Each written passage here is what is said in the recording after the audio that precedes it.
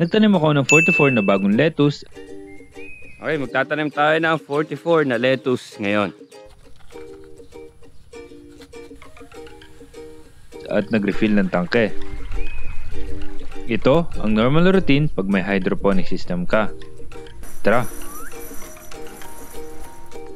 Ito ang aking greenhouse na naglalaman ng 232 cups capacity hydroponic system. Para sa pagtatanim, to start, i-drain natin ang ating buffered coco peat. Meron lang tayong DIY na strainer na malaki. Pinigalang namin. Pagkatapos, dinala na sa greenhouse. Dito na rin kasi kami nagtatanim. Inihanda ang mga trays na pagpapatungan at ang mga styro cup na may gitlina. Nilagyan ng coco peat isa-isa ang cup. Napakaganda pero medyo maulan na umaga. Nang matapos namin ang paglalagay ng coco peat, ready na para sa mga seeds. So tinatanim natin dito, syempre, Ulmeti from Katanim Store. Isa-isa rin ang paglalagay. Ingatan ang paglalagay kasi pumapatak ng mahigit 2 pesos kada isang buto.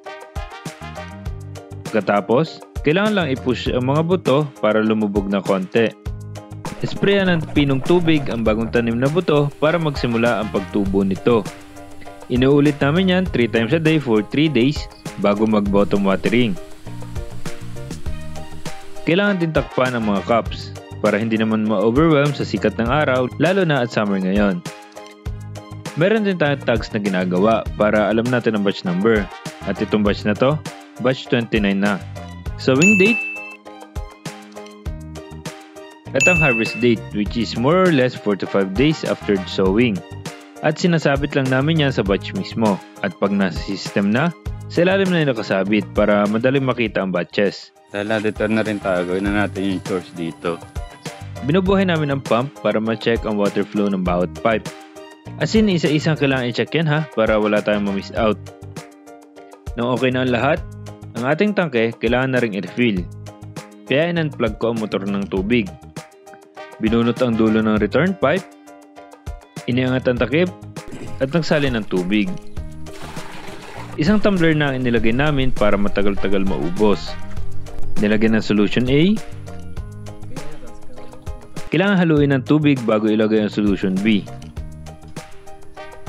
Meron tayong TDS meter para masukat ang PPM.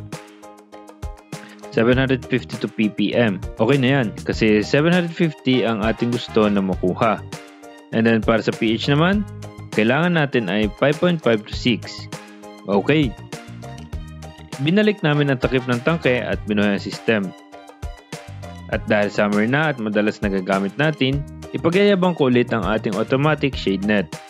Hila-hila lang, sasara na at bubukas. Yan lang, peace.